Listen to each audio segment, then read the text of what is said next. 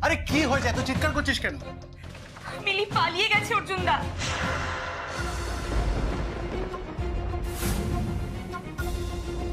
কি? আর বলো না, 2 মিনিটের জন্য ওই ঘর থেকে ওষুধ আনতে গেছিলাম, ব্যাস দরজা খোলা পেয়ে ভেগে গেছে। তোরা একটু খেয়াল রাখতে পারিস না? আমাকে ছাড়ছ কেন? হ্যাঁ, তুমি তো মানা করেছিলে হাত পা বাঁধতে। আরো খাওয়া মিষ্টি, আরো বাড়াও এনার্জি, ব্যাস বাকি পুরো হয়ে গেছে।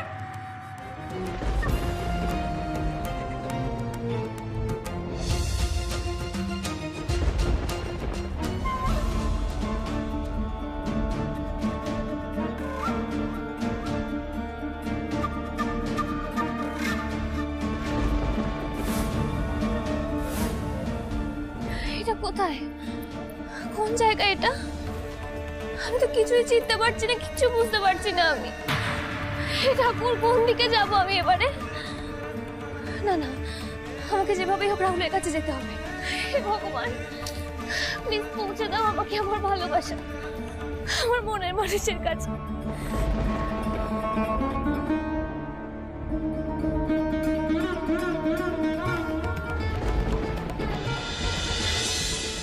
ওনারা দিভাইকে ডাকছেন, আমি দেখে আসছি।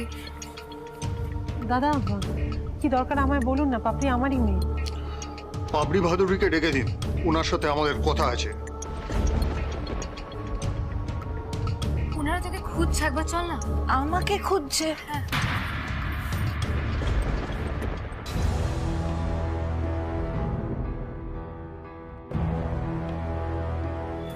আপনারা আমাকে খুঁজছিলেন? হ্যাঁ, আপনি তো সেদিন আমাদের দোকানে এসেছিলেন।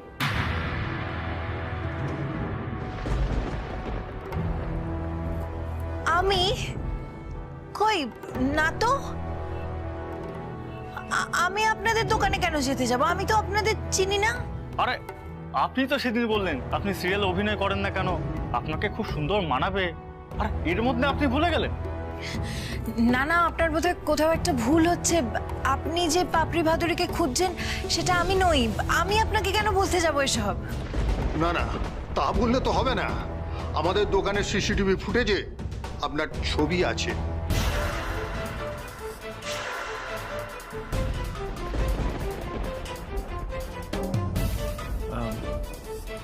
বলছি কি হয়েছে ব্যাপারটা একটু খুলে বলবেন প্লিজ।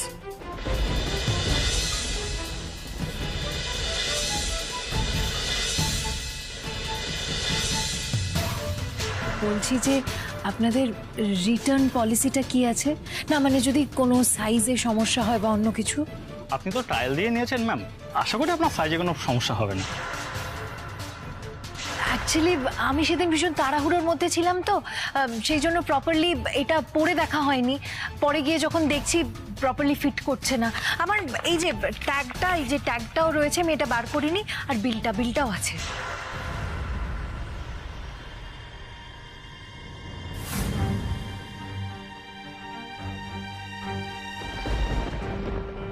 আচ্ছা দাদা, জামাটার কত দাম? 38,000 টাকা দাম।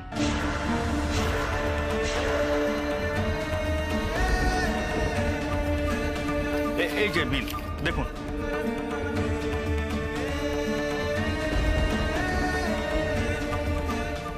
বিলে তো স্পষ্ট আমাদের বাড়ির ঠিকানাই দেওয়া আছে, আর তারিখও দেওয়া রয়েছে।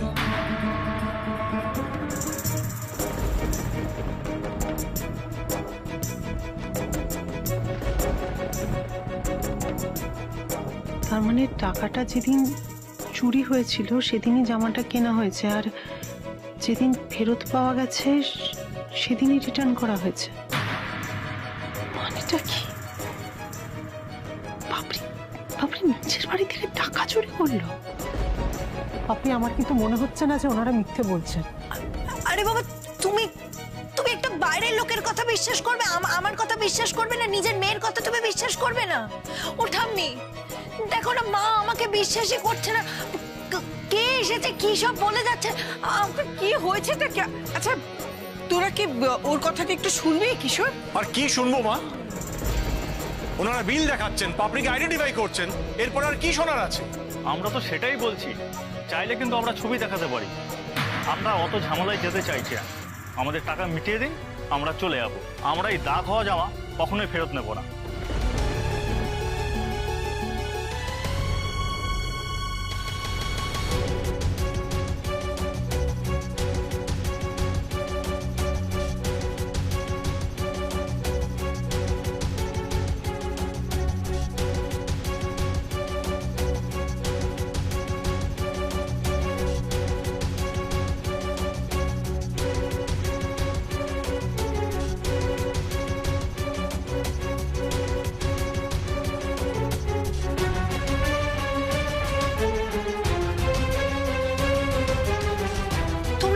তোমরা আমার কথা কেউ কেন বিশ্বাস করছো না? আমি সত্যি কিছু করিনি মা, আমি সত্যি।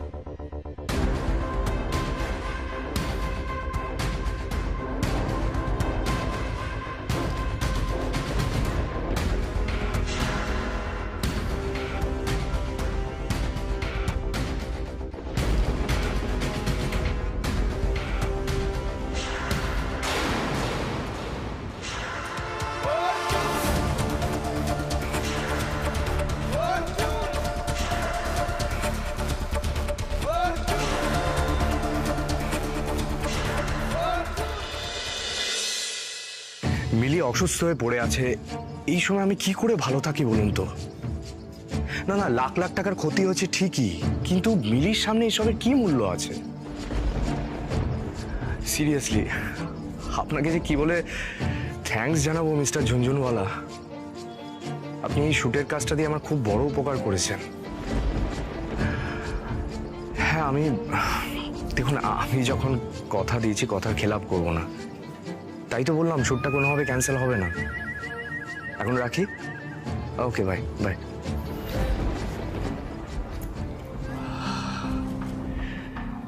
মিলির অসুস্থতার সিম্প্যাথিটাকে বেশ কাজে লাগাতে পারছি। এখন এটাকেই কাজে লাগিয়ে আমাকে বেশ কিছু কাজ তুলে নিতে হবে। হ্যাঁ, বিয়েটা ভেঙে গিয়ে আমার যে ক্ষতি হয়েছে সেই ক্ষতিটা এভাবেই তুলে নিতে হবে আমায়। রাহুল, মম, তুমি এখানে কেন নিয়ে এলে? আমি তো টেবিলেই যাচ্ছিলাম। মাথা খারাপ হয়ে গেছে রাহুল তোমার। তুমি যদি এখন টেবিলে গিয়ে খাও না রাহুল, তাহলে মিলির বম্মা সারা বাড়ি একেবারে মাথায় তুলে ফেলবে। হ্যাঁ, সেটা অবশ্য ভুল বলনি। মিলির শোকে বাড়িতে যা খাওয়া দাওয়া হচ্ছে, ঠিকমতো খেতেও পারছি না। তাও তো বিরিয়ানিটা খাই। হ্যাঁ, সেই জন্যই তো আমি স্পেশাল বিরিয়ানি আলাদা করে অর্ডার করলাম তোর জন্য। ও মম, থ্যাংক ইউ সো মাচ। ও মম, আমার লাস্ট শুটের টাকাটা ঢুকে গেছে, আর বেশ কিছু ইনভেস্টমেন্টটা ঢুকেছে। ভেরি গুড বেটা। মিলি নেই বলে তোমার ফ্লো অফ ইনকামটা বন্ধ হয়ে যাক, সেটা কিন্তু আমি চাই না। তোমার ইনকামের ফ্লোটা যেন একই থাকে রাহুল, আমি শুধু সেটাই চাই। ডোন্ট ওয়ারি মম, আমার অ্যাকাউন্টে টাকা ঢুকতেই থাকবে। আচ্ছা রাহুল, একটা কথা বলো তো, কাল যদি মিলি আবার হঠাৎ করে ফিরে আসে, তাহলেও কি তুমি আমার এই ধুমধাম করে এই বিয়েটা করবে?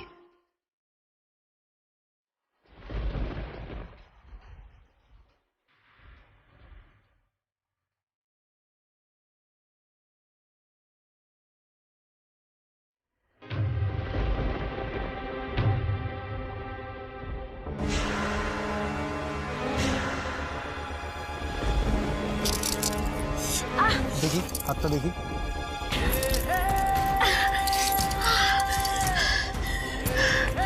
আপনি ভাবলেন কি করেছে আপনার হাত ধরে আমি উঠবো? হাত ধরে ওঠাবো তো বলিনি। তিতলি বললো আপনার হাতটা অনেকটা কেটে গেছে, তাই দেখতে চাইছিলাম। দেখি।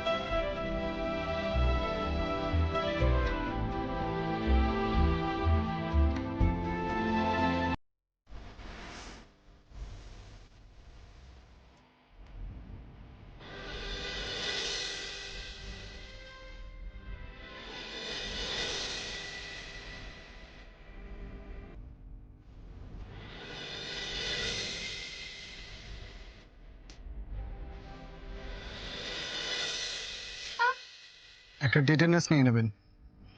এবার চলুন। আমি আপনার সাথে কোথাও যাবো না, কোথাও না। আরে পালিয়ে যেখানে যাচ্ছিলেন সেখানে যাবেন তো? আমি ছেড়ে দিচ্ছি, গাড়িতে গিয়ে বসুন। আমি রাহুলের কাছে যাব। গাড়িতে উঠুন, আমি আপনাকে রাহুলের কাছে ড্রপ করে দিচ্ছি। এখন চলুন, বসুন। আপনি আপনি আমায় রাহুলের কাছে নিয়ে যাবেন? বলছি তো পৌঁছে দিচ্ছি। আমি বিশ্বাস করি না। নিশ্চয়ই আপনি আবার গাড়িতে তুলে নিয়ে আমাকে আটকে রাখবেন। না, আপনাকে আপনার রাহুলের কাছে এবার দিয়ে আসবো। আপনার ভালো করার চেষ্টা করে আমার ভুল হয়েছে। জোর করে কোনোদিনও কারোর ভালো করা যায় না। আমার ভালো না আপনাকে করতে হবে না, আমি একাই চলে যেতে পারবো। এখানকার রাস্তা চিনতে পারবেন আপনি? কেন পারবো না, আমি নিজেই চলে যাব।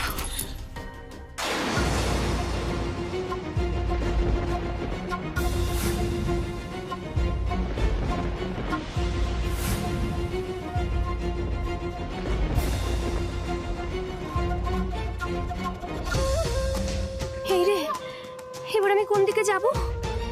খুটখুটে অন্ধকার তো, যদি হারিয়ে যাই কি করি এবার আমি?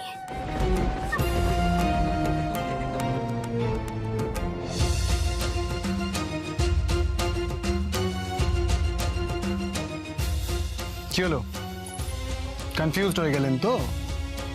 বলছিলাম না চিনতে পারবেন না। এবার চলুন, আমার সাথে চলুন, বসুন। কি হলো, চলুন।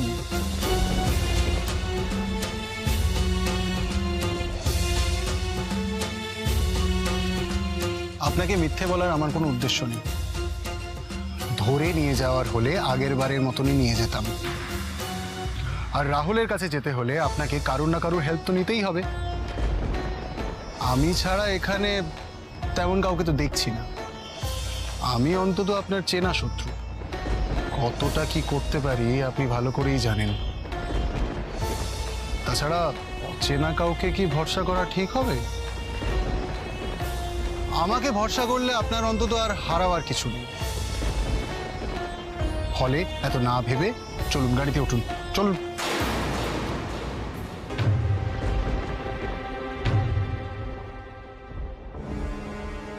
কি হলো, চলুন।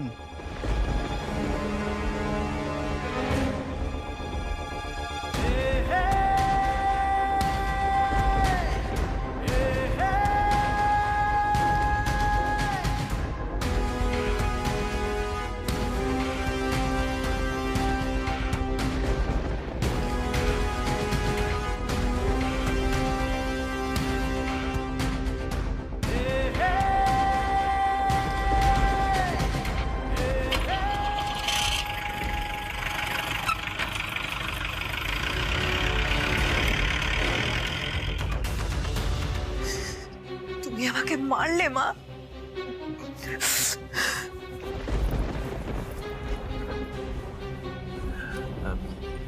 গিয়ে দেখ।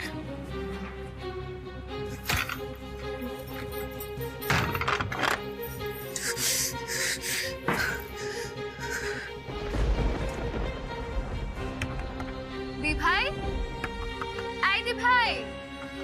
আরে বাবা, তোর একার ঘর নাকি? আমি রাতে কোথায় শোবো বলতো?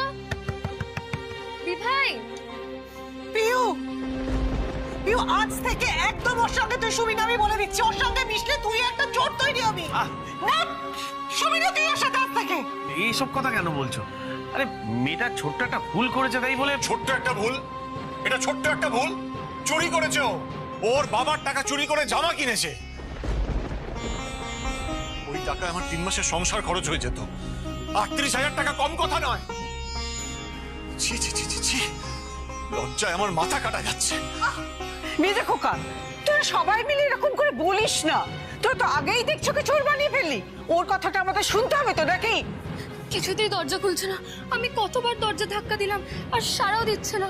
হ্যাঁ, দরজা বন্ধ করে রেখেছে আর সাড়া দিচ্ছে না। কি জানি আজকালকার মেয়ে তুমি এরকম সবার সামনে চড় মেরে দিলে, মাথা গরম করে যদি কোনো অঘটন ঘটিয়ে বসে।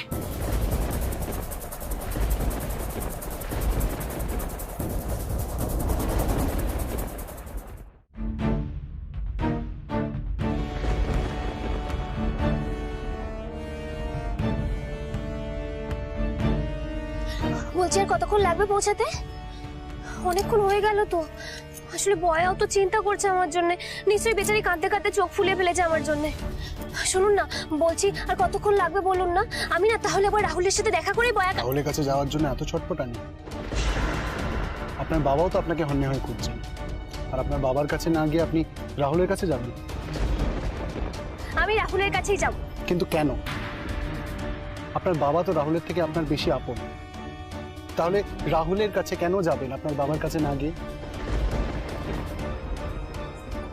কারণ বাবা আমাকে নিয়ে চিন্তা করলেও একবার আমাকে পেয়ে গেলে আবার সব আগের মতো হয়ে যাবে।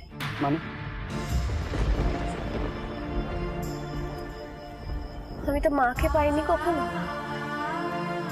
বাবাই আমার কাছে মা বাবা সব হওয়ার কথা। কিন্তু মা চলে যাওয়ার পর থেকে বাবা শুধু আমার প্রতি শুকনো ডিউটিই করে গেছে। সারাক্ষণ ব্যস্ত থাকতো, সারাক্ষণ শুধু কাজ, কাজের কথা ভাবতো, নিজের ক্যারিয়ার নিয়ে ভাবতো। আমার জন্য বাবার কখনো সময় হয়নি। সেটা তো আপনার কথা ভেবে, আপনার লাক্সারির জন্য, যাতে আপনি ভালো থাকেন। টাকা দিলেই সব হয়ে যায় বুঝি?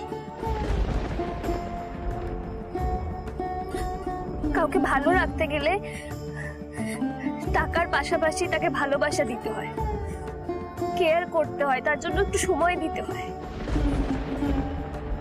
বাবা এগুলো কখনো বোঝেইনি। আপনি জানেন, নান্নি মুখের দিন পর্যন্ত বাবা সারাক্ষণ ফোনে কথা বলে গেছে। আমার খুব কষ্ট হচ্ছিল ওদিনকে, খুব। কিন্তু তাও বাবাকে কিছু বলতে পারিনি আমি। বুঝতে পারছিলাম যে বাবা তো আমার সিকিউরিটির কথা ভেবেই ফোনে কথা বলছে, তাই আর কিছু বলিনি। তাহলে আপনারা তো অভিযোগ কেন? আপনার বাবা তো আপনার কথাই ভাবছিলেন। একমাত্র মেয়ের বিয়ে, বাবার এতটুকু কান্না পেল না? একটু কষ্ট হলো না আমার জন্য বলুন তো? একবার ঘুরেও দেখছে না মেয়ের দিকে, একটু আদর করছে না, একবার মুখ ফুটে বলছেও না যে আমায় মিস করবে। শুধু কর্তব্য পালন করছে তো করছে, করেই যাচ্ছে। আমি তো তেমন কিছু কোনোদিন চাইনি, খুব বেশি আবদারও করিনি। এমনকি জন্মদিনে কখনো দামি পুতুলও চাইনি। শুধু চেয়েছি যে ওই স্পেশাল দিনটায় বাবা সারা সন্ধ্যা আমার সাথে থাকুক, বাবা আর আমি একসাথে হাত ধরে কেক কাটি। কিন্তু সেই ইচ্ছে আমার কোনোদিন পূরণ হয়নি, কারণ বাবা ব্যস্ত, সারাক্ষণ ব্যস্ত বাবা। আমার জন্মদিনের দিনও বাবার আমার জন্য একটুও সময় নেই। চিরকাল বয়া আমাকে বুঝিয়ে বাজিয়ে নিত্যে সান্ত্বনা দিয়ে আমাকে দিয়ে কেক কাটিয়ে দিত। কিন্তু আমার তো বাবার জন্য কষ্ট হতো, একে একে সবাই চলে যেত, আমিও বাবার জন্য ওয়েট করতে করতে ঘুমিয়ে পড়তাম। তারপর বাবা যখন আসতো তখন অলরেডি আমার জন্মদিন শেষ। বাবা এসে একবার তার মেয়েকে হ্যাপি বার্থডে পর্যন্ত উইশ করতো না। সেখানে রাহুল গোটা পৃথিবীর সামনে চিৎকার করে বলেছে যে ও আমাকে ভালোবাসে। আমার প্রত্যেকটা স্পেশাল দিন মনে রেখে আমাকে সারপ্রাইজ দিয়েছে। ইনফ্যাক্ট আমাদের দেখা হওয়ার 1 মান্থ অ্যানিভার্সারি, প্রপোজ করার 1 মান্থ অ্যানিভার্সারি কিচ্ছু বলেনি। ইচ অ্যান্ড এভরি ডেট মনে রেখে আমাকে সারপ্রাইজ দিয়েছে, সব অকেশনে। শুধু অকেশন কেন, অকেশন ছাড়াও তো প্রচুর সারপ্রাইজ দিয়েছে আমাকে। সারাক্ষণ আমার সাথে থেকেছে, আমাকে ভালোবেসেছে, আমাকে স্পেশাল ফিল করিয়েছে। রোজ রাতে আমি শুতে যাওয়ার আগে আমাকে আই লাভ ইউ বলে তারপর রাহুল শুতে যায়। রাহুল আমাকে কতটা ভালোবাসে, কেন আমি ওর কাছে যাচ্ছি, বাবার কাছে না। আর নিশ্চয়ই আপনাকে বুঝিয়ে দিতে হবে না। তার মানে আপনার ধারণা মুখে ভালোবাসি বললেই সেই আসলে ভালোবাসে, তাই তো? কারোর চোখে জল থাকলেই তবেই তার কষ্ট হচ্ছে, আর যে চোখের জল লুকিয়ে রাখে তার কষ্ট হয় না। যারা মুখ ফুটে বলতে পারে না ভালোবাসি, তারা ভালোবাসে না। যারা লোক দেখিয়ে সব ইমোশন প্রকাশ করে না, তারা মানুষ নয়। তাদের কোনো সেন্টিমেন্ট নেই, তারা কাউকে তোয়াক্কা করে না, তারা সব ভাব, তাই তো?